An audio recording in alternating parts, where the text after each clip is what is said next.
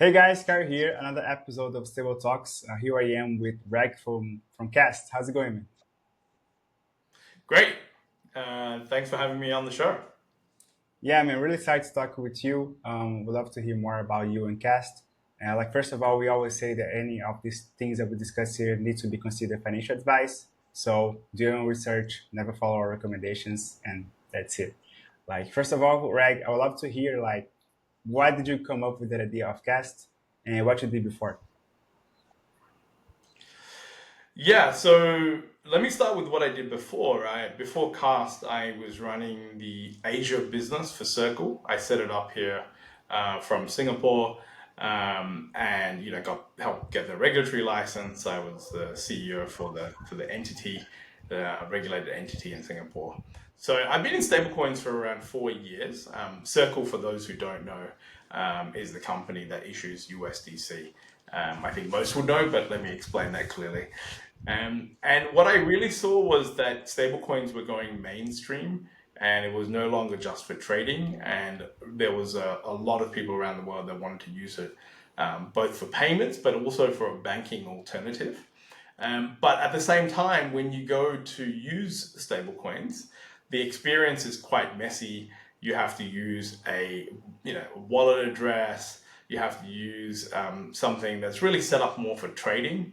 You have to you have to use a wallet. You have to use an exchange. None of these really look and feel like a bank, right? I would say it's like the equivalent of having to go to like Charles Schwab for banking, right? It doesn't really, it's not set up for that. Yeah. And or whatever your local exchange is that you use for trading stocks. And so that's why we set about to do this. There's also like a conversion that's happening between whether you want to call it like real life, banking and also stable coins. And we felt that you needed that experience in a singular app rather than to have like, your crypto life and then your banking life. We think that those worlds are merging, and there's actually many innovations as well that are happening in even on the fintech life, including like things like code payments in many countries, things like sending payment links, things like people being freelancers and getting paid for things from around the world. So all of these worlds are merging into one, and powering it with stablecoins is incredibly, it's game changing really. So that's why we went about to build Cast.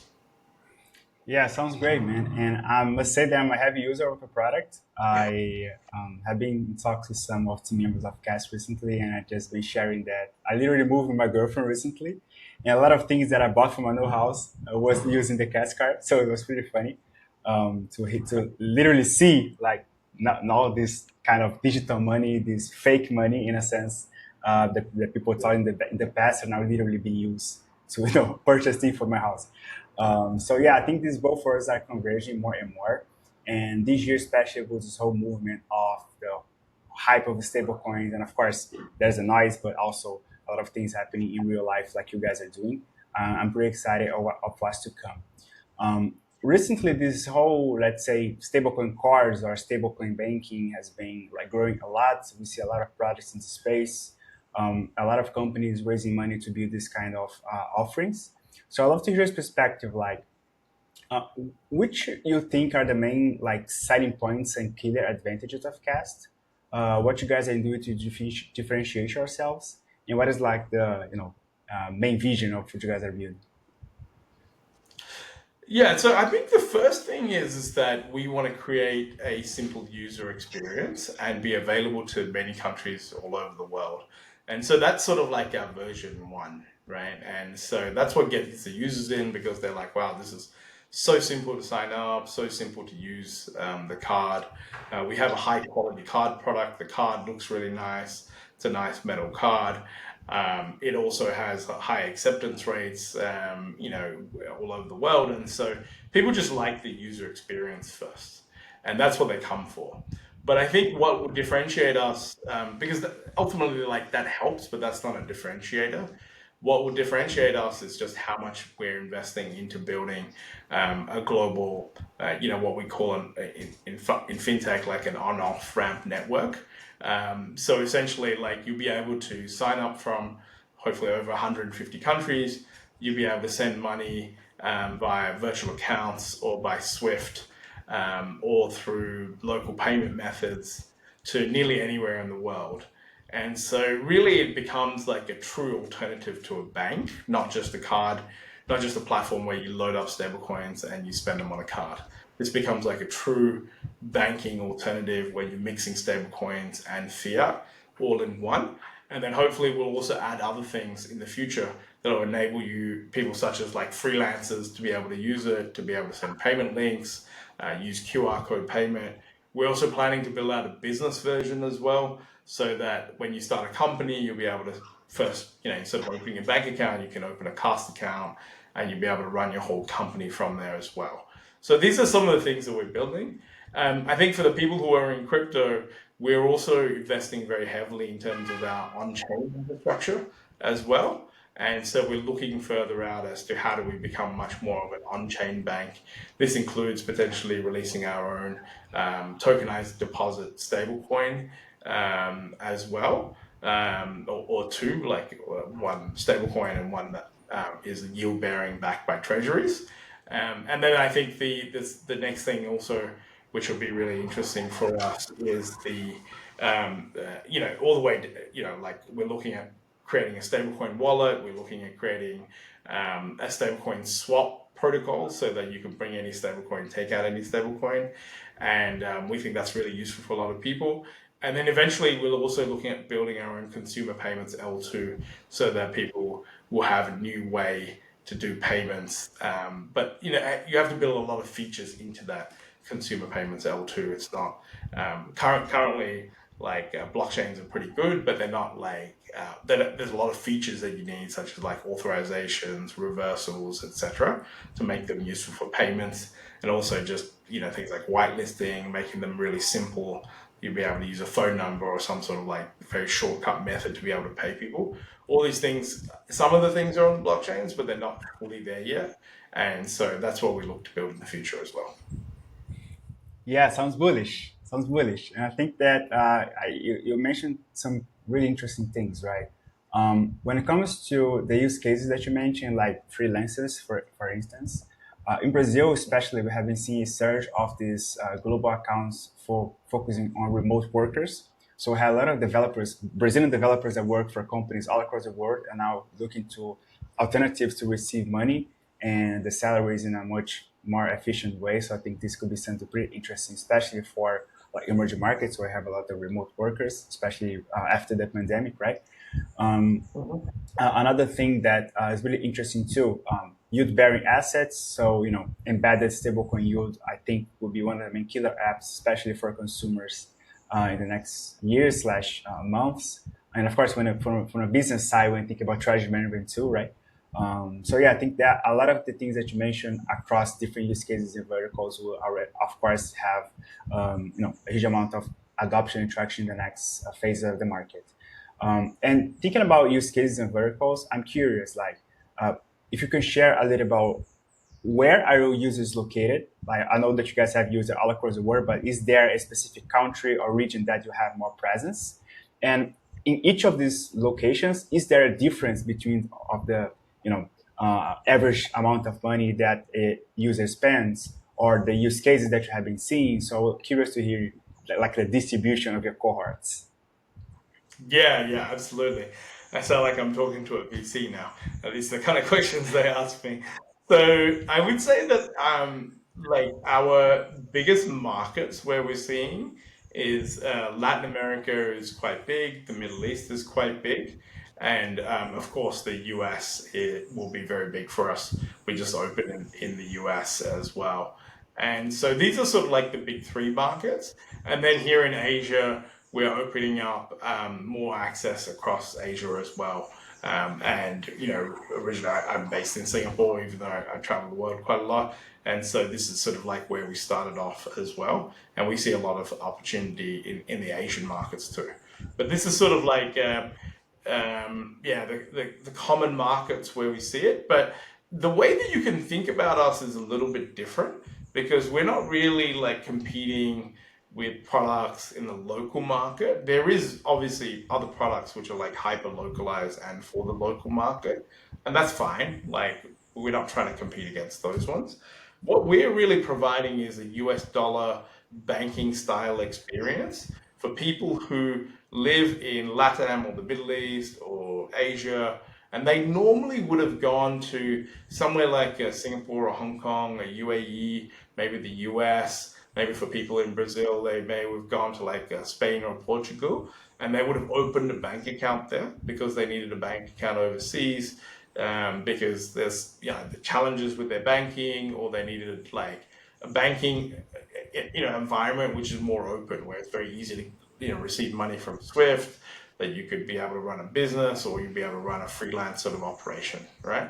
So those people that would normally would go to these countries, these like financial centers, if you will, the normal like New York, London, Spain, Portugal, Middle East, Singapore, Hong Kong, to open a dollar-based account. That's the kind of profile of user that we are really targeting, right? And so even though we have users in all these different places, whether it's like LATAM or Middle East or Asia or the US, this is what they have in common. They're not really like a localized user, and we're not in any way like pursuing like a local user. We think they're well served with other platforms. We're really pursuing those people who want an international account. Got it. Got it. Yeah, I think that this is pretty interesting too. I recently have been in Argentina, and I haven't been there for quite a while. I was there for the first time. I was like 12, so it's not like I remember a lot of things. But I was really like surprised in a good manner when I saw the huge adoption of crypto there. Like any place that you go, any restaurant, they accept crypto, so it's like crazy. And it's really different from what we see in Brazil, because in Brazil, of course, we also have a huge portion of crypto adoption. There are more people that invest in crypto than they invest in traditional stock exchange, which is already crazy. But when you go to the daily usage, people don't necessarily use crypto in the daily basis because we already have Pix here. So it doesn't make sense for people to use like stablecoins to pay for things in Brazil because our local rail is already efficient. So in Brazil, it's more like a crypto for investments and institutional adoption when it comes to FX and all those things. And when you Yeah. see other places in Latam, Argentina, for instance, you see more on the retail side.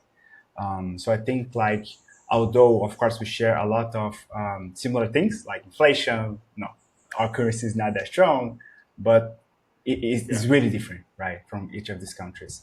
And you're based in Asia, right? Yeah. I'm based in Singapore mostly. Yeah. Yeah. In how is the space there?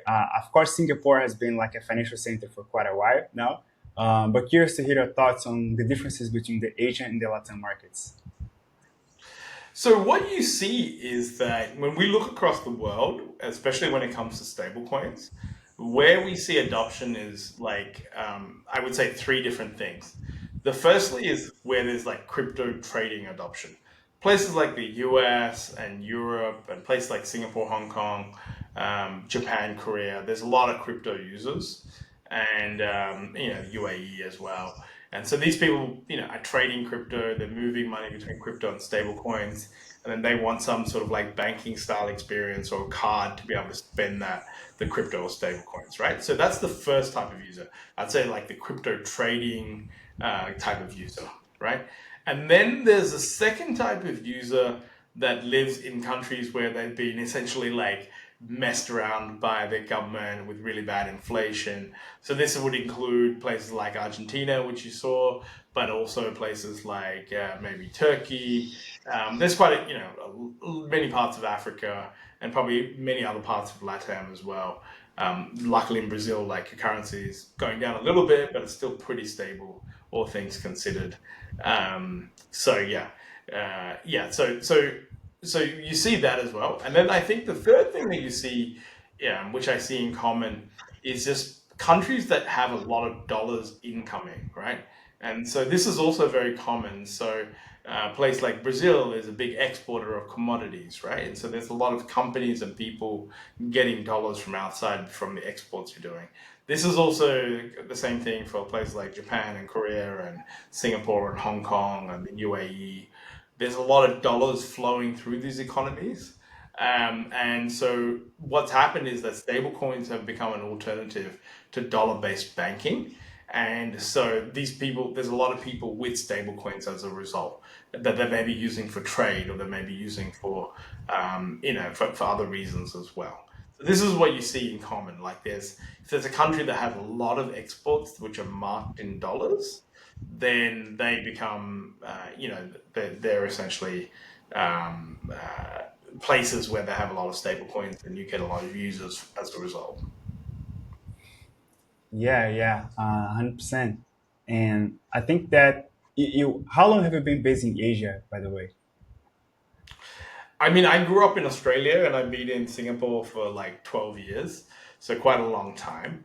But before that, like I've lived in all sorts of different places, including like the UK. I've lived in Nigeria, and I've traveled I've actually traveled to like more than 100 countries around the world. So, yeah, been in lots of different places and seen lots of different use cases for stablecoins and finance in general.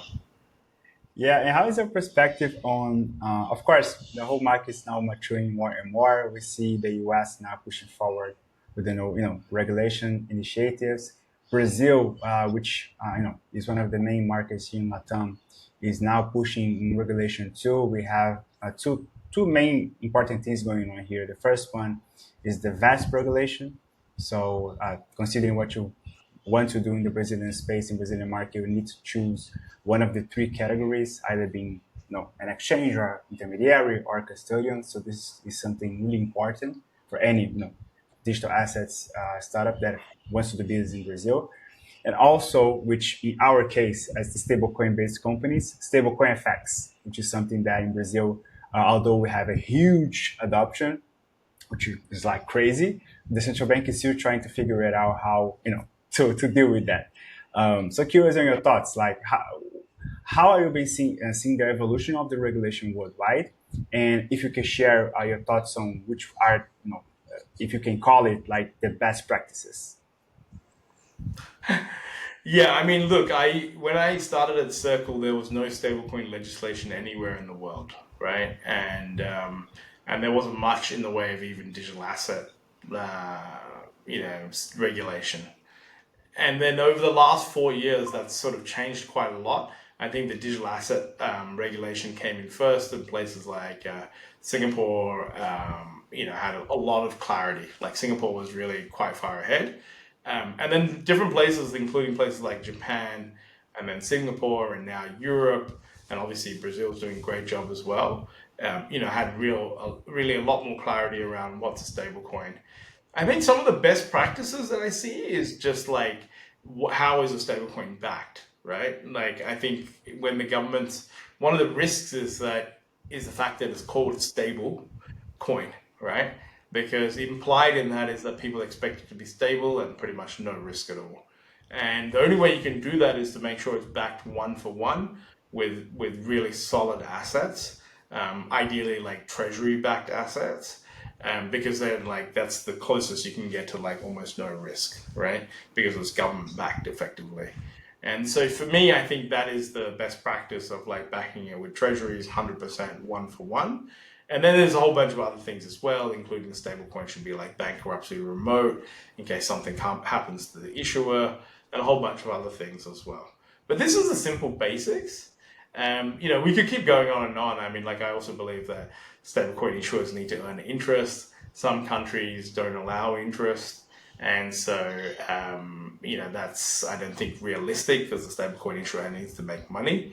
I've noticed that, like, in places like Europe, they're saying that you have to keep 60%. This is what I heard, 60% of the deposits of the stablecoin in a bank, which to me is actually kind of, I have to look into the details of this more, but it seems to be like not the smartest thing in the world, considering that banks are actually fractionally reserved, and stablecoins when they're backed with treasuries are fully reserved, right? So they're fully backed one for one versus, if you put money in a bank, the bank lends it out, it keeps 10%. So actually banks are a little bit risky in that way because like if they lend it to the wrong people, then the deposit's at risk, right? And so the underlying stablecoin is at risk. So yeah, I think it's better to be fully backed by treasuries. I think it's safer, especially if we're calling it a stablecoin. Yeah, and in this regulation topic again, like since you guys are already like a global company and want to serve global customers, which are the main challenges, right? Because I'm pretty sure that one thing that you always need to be careful is depending on the country that you want to serve, which are the main things that we need to be worried, no, not worried, but aware about, right? Like I mentioned right now, so Brazil is not regulating the space. Brazil is a huge market, so I'm sure in Latam it's one of the main markets that you will also want to, to be involved. But now, us as Brazil-based companies, we are still discussing with the central bank how the space will be regulated. So I must imagine, like for global companies, uh, which are the main challenges, right? So just wondering, like, how are you guys seeing this evolution of the whole crypto market when it comes to these local regulations, right? Because I think that as time passes, like things get more and more complex. Yeah, I mean, it's very complex trying to build a global business like we are. And so, what we really rely upon is partners in countries who've done a lot of work on regulation, and we spend time examining them to make sure they've done the regulation. And then often we're relying on their licensing to make sure that they comply locally. And so our platform is a mix between local licensing from our partners and our global licensing for things like custody of digital assets, right? It's also important to note that we don't really operate in many countries locally. We mostly operate, we're not trying to target local users per se, right? Like I said, we're focusing on the global remote, the globally dispersed sort of user, rather than trying to go for the one that's like local. Yeah, yeah, yeah. This is something really interesting. I see that, yeah, I'm overall just excited about the timing that we are. I think this is the best time to build a stablecoin space. So yeah, I was curious about your thoughts of other founders in the space. I mean, the truth is, it's extremely complex. We have a very large legal team. We have a very large regulatory team that's dealing with Yeah, this, but it is very complex. Yeah. yeah, I know how it is. I'm doing the same. So yeah, man. Another thing that I would love to hear your thoughts. As you mentioned before, right? You're building a lot of products. The card is only the start of what you are, or your vision and the things that we are building. KAST is already multi-chain, but I see that you guys have a huge partnership with Solana. You are pretty close to them. You build a lot of things together. We have the Solana card. So yeah, we'd love to hear about this partnership with Solana and why Solana. I think this could be something interesting to discuss, especially for Latam-based audience, because I'm pretty sure I don't know if you know that actually, but in Brazil especially, EVMs are more popular than Solana. But Solana is pushing a lot of initiatives here in the region with the Super Team Brazil, a lot of things that I've been building. So yeah, we just wanted to hear your thoughts on why Solana, what you guys are building together, and if you could share the next steps of this partnership. Yeah, I mean, to me, I look at but we're multi-chains, firstly, right? You can deposit stablecoins on lots of different chains. But I think our closeness to the Solana ecosystem is really because I think they're the most supportive of app builders, right? So what you see on the other chains is that yes, you have multiple different EVM chains, but apart from maybe Polymarket, I haven't seen very many apps built on other chains. Like you don't go Arbitrum and associate it with a certain app, right? In fact, I can't think of anything else built on there. Every time you think Ethereum, you just think, oh, there's all these other infrastructure projects built on Ethereum, right? And so Solana has really done an amazing job in being very favorable to founders and companies who are building apps. And they've really helped us from the beginning. They don't ask, honestly, like it's kind of crazy. They almost don't ask for anything at all. They just want to help you as long as you're building a product that has real world use and is useful for people and people want to adopt it, then they're going to help push you, right? And it's almost like free marketing that you get, so especially from that 0 to 1 phase when you're trying to build a company, right? And because they've got a very organized leadership, they've got a very organized foundation. I think like the biggest advice I can give to anyone is like if you're building a company, it's wild if you really choose anybody else. There may be various reasons, incentives, and everything else to choose others, but there's a few indisputable facts about Solana. The first one is that they have more users than any other chain, more active users, right?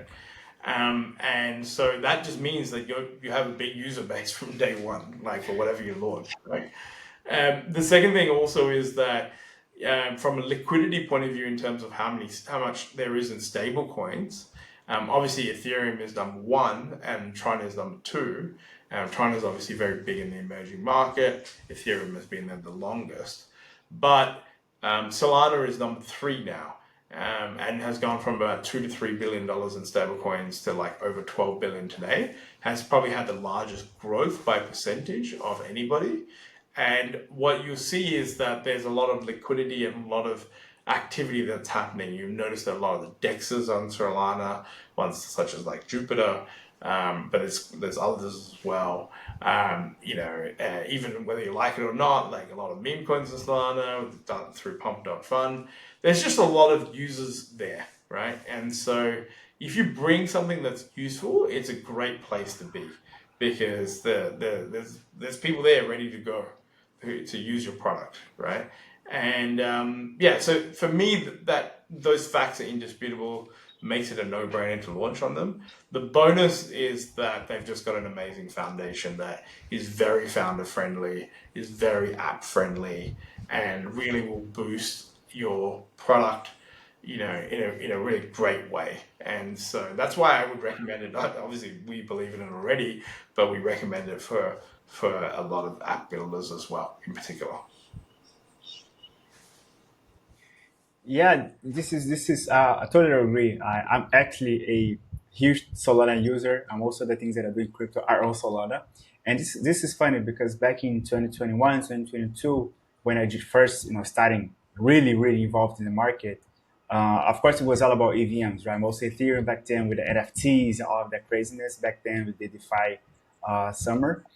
And as time passed, I was like, oh, let me try this thing, right, in Solana. And the DeFi ecosystem in Solana really surprised me back then because things are just works, right? It's fast, it's smooth, uh, it's cheap. So all the requirements that you may ask for a chain, specific from a payments chain or a consumer-based chain, where people are doing a lot of transactions, and transactions need to be settled in seconds or sub-seconds, right? So yeah, I think Solana has found a great market position where they are right now.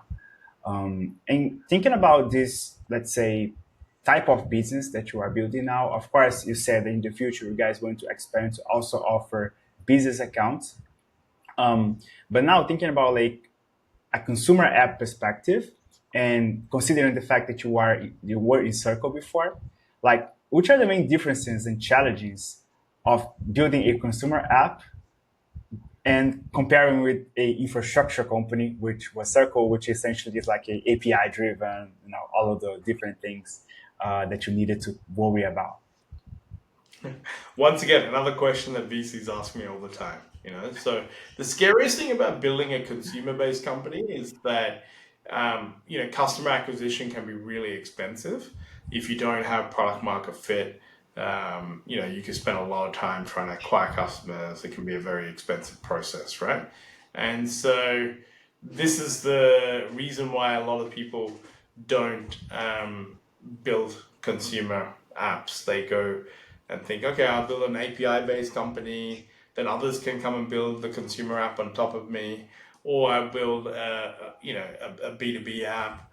Also, investors are very comfortable when you're building infrastructure because they think it's extremely scalable and you're not in the middle anymore. So it takes a brave person to build a B2C company. I, by the way, have never built a B2C company before. I've only ever built B2B companies. I was in sales for B2B companies. I've worked in B2B my whole life pretty much. And so this was a new undertaking. But I think the thing for me is that I just have like incredibly high conviction that a lot of people in this world need this product.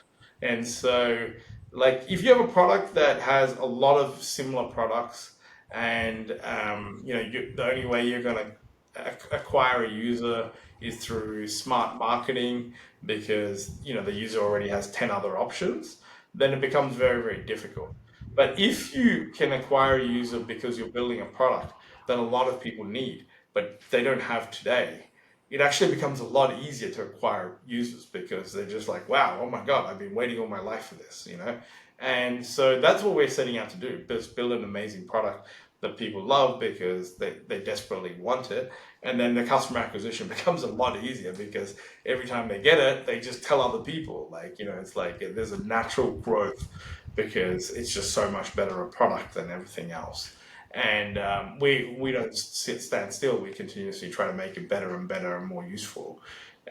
So yeah, the other thing also just quickly is that if you are a B2B product or an API kind of based product, one of the challenges you have over time is margin compression. Because if you start doing well, everyone else will want to watch, even Circle and USDC is suffering this. People see that they're making money, so they're all launching some sort of alternative because they want to take the money that they're making and make it for themselves. Now, the reality is that almost no one has been successful in being able to launch a competitor to Circle or Tether, USDC or USDT or USDC. Um, but many will try, and I think in some other areas, I think margins will get compressed over time as well. So I think if you can launch a product where you own the customer, you own the end customer, and you work with them, I think it's a much better place to be. Yeah, this is pretty interesting. In Rex, just to go to the last words here. Curious, like we already talked about where you come from, what you guys are building, what are the plans. But if you can share like a little bit of forecast, how do you see you guys in like 2 3 years? Because I think that as you mentioned, right, you guys are growing a lot. I actually learned about cats from a friend. I went to to have lunch with a friend in São Paulo, and he was, "Oh, have you seen this stablecoin card?" I was like, "Man, no, I want to try it because, as you mentioned, this is something that I was looking for quite a while." So I think that like this word of mouth is something really interesting. People always talking about you guys. You're growing a lot here in Brazil, especially. Every group that I'm into talks about you guys. So I think the timing is great. So curious to hear, for us to conclude here, like what you think about where you'll be like in 2 years, something like that. Yeah, I mean, I think the three main things we want to build as a product is firstly, like what we call better than a bank. So, better than a bank is really building out a complete on and off ramp network so that you can send money to nearly anywhere in the world and also get money from nearly anywhere in the world. And it comes with stable coins, right? You'd also have payment links. It would be great for freelancers. You have local payment methods. So that's one thing, very big thing. We're just scratching the surface with the card and stablecoins and virtual accounts, but we'll have a very extensive network built over the course of really the next 6 months, but we'll just continue improving that over the next 2 years. Then I think the next logical conclusion is the business version of that, so that people can actually start companies and they can employ people and they can pay people all over the world. That also makes a ton of sense as well. And then the third thing I think is to actually become a proper crypto company and actually build an on-chain version of all of this as well. I don't think it's worthwhile just being a B2, like a non-on-chain version, and just having a fintech experience. I think the fintech experience is great. I think having stablecoins in the middle is awesome, but at the same time, you have to really build what does this look like if we're going to build on chain? Because in maybe as little as 3 or 4 years' time, but really, I think in 5 or 6 years' time, a lot of the people that have stablecoins will just send money to other people. Like you go to places, they'll accept stablecoins for payments. Not like today where you're like using stablecoins via Visa card or something similar, or PIX to off ramp it back to fiat. But you're going to go to a place and they'll accept stablecoins, and then they'll keep the stablecoins, and then they'll pay their suppliers in stablecoins, and the suppliers will pay their employees in stablecoins. And then those people will come back to shop. Like the whole economy will circulate, just keep stablecoins. They'll be like, well, I don't need to get rid of my stablecoins. It's as good as cash, you know? And so that point is where we're getting to. But when you get to there, you have to build a whole bunch of products, right? You have to build payment products. You need to build a chain, essentially to replicate what would be like a consumer payments network, similar to a Visa or MasterCard. You have to build wallets. You have to build wallets where you can do tap pay. There's a whole bunch of tech you're going to build. So yeah, so essentially build something better than a bank. That's our mission for this year, which we'll keep expanding on. We'll build a business version of that, and then we're going to build an on-chain bank as well. So that should keep us pretty busy for at least 5 or 6 years. But we would have all of those components built in 2 years from now. I can guarantee that to you. We'll in fact have most of it built, at least the early parts of it by the end of this year. And but within 2 years, definitely. And so you can have me on the podcast in 2 years' time. You can hold me to my word that I've actually gone and built all this with the team. Yeah, I'm 100% agree. I 100% agree with that, and I believe you. I think that you guys are doing an amazing job. You have an amazing team, and yeah, really excited to see the next steps of KAST. One thing that you mentioned that is really interesting for me personally, and of course, we as a company are also looking to, is like you mentioned about this in the future, people will need to on and off ramp the money, right? The whole FX will also be done on chain. We now have been seeing a lot of local stablecoins. So I think that this is the start of a movement where all of the transactions are done on chain. But yeah, Rex, like really excited to talk to you. Thank you for joining. And yeah, really, as I mentioned before, I'm really a fan of what you guys are building. Of course, we'll keep close to see the next steps, and of course, excited to what's to come. Yeah, absolutely. And I'm a huge fan of Brazil. As you can see, I've got a Brazilian football here. I actually went to the World Cup in Qatar. Uh-huh. Brazil didn't do as well as I wished, but I've always been a huge fan of Brazil as a country, and the Brazilian football team, of course, is just part of the country in itself. So, yeah, really glad to be doing this podcast and looking forward to spending more time in Brazil through the year and the next coming years as well.